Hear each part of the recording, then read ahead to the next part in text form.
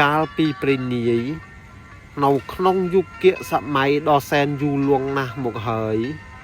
មាននាងអញ្ចនាដែលជាអប្សរាជាប់បណ្ដាសាបានធ្វើការតាំងសិលយ៉ាងតឹងរឹងបំផុតលើកំពូលភ្នំគិរីមាយាននាងបានឈរជើងតែម្ខាងបើកមាត់ស្រូបយកខ្យល់អាកាសអស់រយៈពេលរាប់ពាន់ឆ្នាំដើម្បីសម្បត្តិពីព្រះឥសូរដោយឃើញកិច្ចខំទាំងនេះ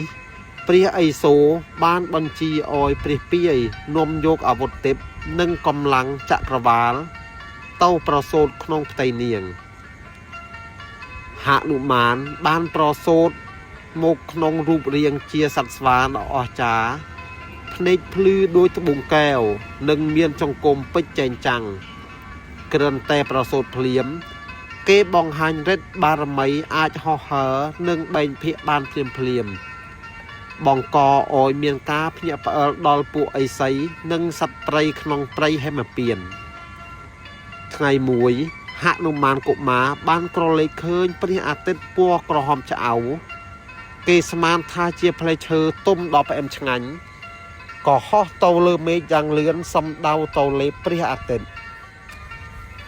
សកម្មភាពនេះធ្វើឲ្យចក្រវាលទាំងមូលងងឹតសូនឈឹង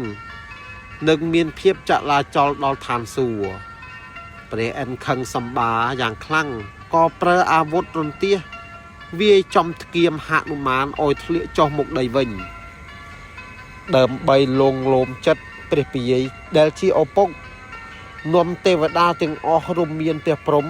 និងព្រះនរាយណ៍បានចុះមកប្រសិទ្ធពរជ័យឲ្យហនុមានคล้ายជាអមតៈដែលគ្មានអាវុធណាអាចសម្លាប់បាននិងមានសតិបញ្ញាគង់ខ្ពស់បំផុតហនុមានបានទៅរៀនសិលសាស្ត្រជាមួយព្រះអាទិត្យគេហោះថយក្រោយតាមល្បឿនព្រះអាទិត្យដើម្បីរៀនវិជ្ជាគ្រប់បែបយ៉ាងរហូតចេះមន្តអាគមបែងភាគសពគ្រប់ប៉ុន្តែដោយសារភាពរពឹសពេកគេជឿជាក់លើអំណាចខ្លួនឯងខ្លាំងពេករហូតដល់ប្ររិទ្ធរំខានការតាំងសិលរបស់ពួកឥសីទីបំផុតឥសីបានដាក់បណ្ដាសាឲ្យហនុមានផ្លិចឫទ្ធីបារមីខ្លួនឯងលុះត្រាតែមានអ្នកណាម្នាក់មករំលឹកពីប្រវត្តិដ៏អស្ចារ្យរបស់គេទើបឫទ្ធិទាំងនោះត្រឡប់មកវិញហនុមានក៏បានក្លាយជាសត្វស្វាធម្មតាដែលរស់នៅបម្រើស្ដេចស្វាសុគ្រីពនៅក្នុងព្រៃជ្រៅវាជាពេលវេលាដែលព្រះរាមនិងព្រះលក្សណ៍ត្រូវនិរទេសពីនគរហើយកំពុងតាមរោគនាងស៊ីតាហនុមានបានជួយព្រះរាមហើយដឹងភ្លាមថាទ្រង់គឺជាព្រះនរាយណ៍ក៏លូតជង្គង់ថ្វាយខ្លួនជាសេនាគេបានជួយព្រះរាមដោះស្រាយចំនួនរវាងបងប្អូនស្វានិងសុគ្រីពរហូតដល់អាចប្រមូលកងទ័ពរាប់ពាន់លាននាក់មកជួយព្រះរាមបានដកជញ្ជាំងទេពប្រគល់ឲ្យហនុមានដើម្បីឲ្យហនុមានទៅជួបនាងស៊ីតានៅក្នុងក្រុងនៅឯមាត់សមុទ្រវិញចម្ភូរាជបានរំលឹកប្រវត្តិហនុមានធ្វើឲ្យបណ្ដាសាររលាយបាត់គេចាំវិជាឡើងវិញហើយពង្រីកខ្លួនថងប៉ុនភ្នំរួចលោតហោះឆ្លងសមុទ្រហនុមានបានលបចូលក្រុងលង្កាហើយរកឃើញនាងស៊ីតានៅក្នុងសួនអសោក